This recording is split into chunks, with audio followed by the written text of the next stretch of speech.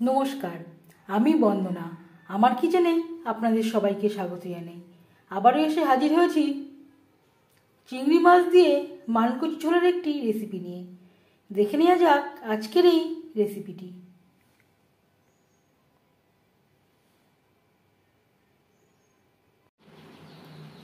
আজ তৈরি করব চিংড়ি মাছ দিয়ে মানকচুর ঝোল।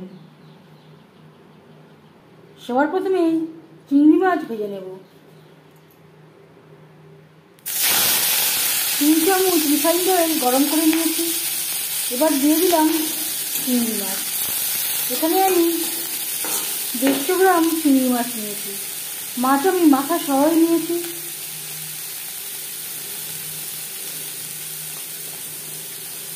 খোসা ছাড়িয়ে নেওয়ার পর পরিষ্কার করে ধুয়ে নিয়েছি। আর লাগছে স্বাদ মতো লবণ। লবণ হলুদ দিয়ে মাছ ভেজে নেব।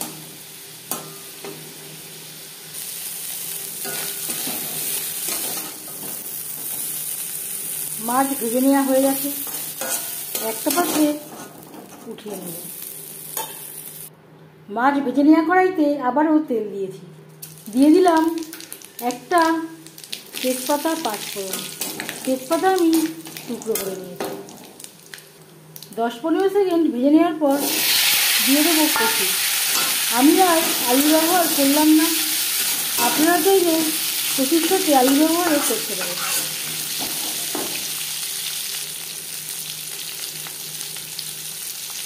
স্বাদ মতো লবণ, পরিমাণ মতো হলুদের গুঁড়ো।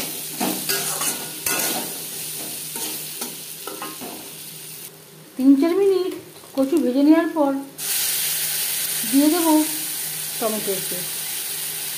এখানে আমি 4 চামচ মতো অ্যাড করলাম। আর লাগছে 1 চামচ আদা ও কাঁচা লঙ্কা দিয়ে।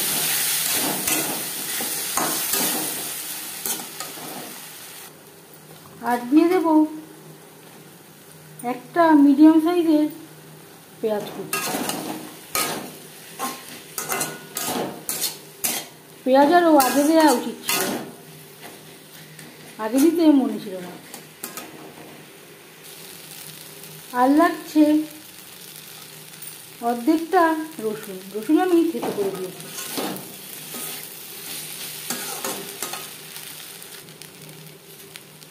মশলা কষাবার সুবিধার জন্য দিয়ে দিলাম সামান্য পরিমাণে জল।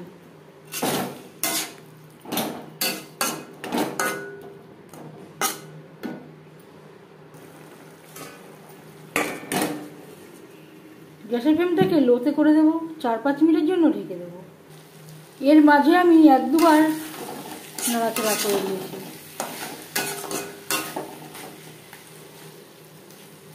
কচু প্রায় সেদ্ধ হয়ে এসছে।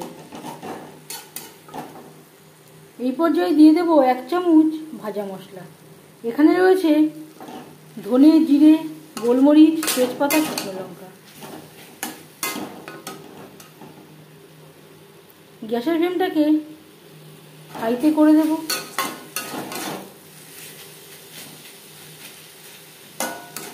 দু 3 মিনিট নাড়াচাড়া করে নেব। 2-3 মিনিট নাড়াচাড়া করে নেওয়ার পর দিয়ে দেবো জল। জল কতটা অ্যাড করবেন সেটা সম্পূর্ণ নির্ভর করছে আপনার উপর। ঠান্ডা হলে এই মানকচুর ঝোল বা কচুর তরকারি অনেকটাই ঘন হয়ে যায়।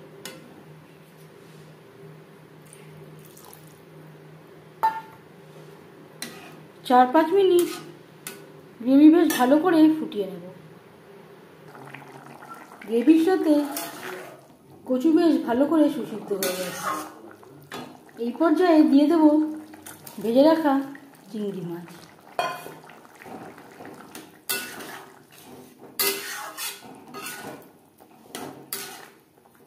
আরও 3-4 মিনিট রান্না করব।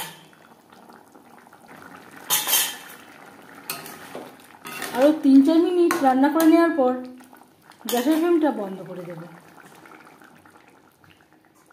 5 মিনিট ঢেকে স্ট্যান্ডিং টাইমে রাখবো। মানকচু দিয়ে চিংড়ি মাছের ঝোল রেডি সার্ভ করার জন্য। এই রেসিপিটি কেমন লাগলো অবশ্যই জানাবেন কমেন্টের মাধ্যমে। মানকচুর ঝোলের রেসিপিটি কেমন লাগলো অবশ্যই জানাবেন কমেন্টের মাধ্যমে।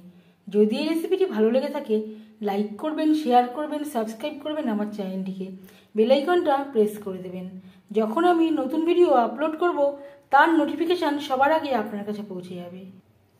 আপনারা সবাই অনেক অনেক ভালো থাকবেন। এই ভিডিওটি দেখার জন্য ধন্যবাদ।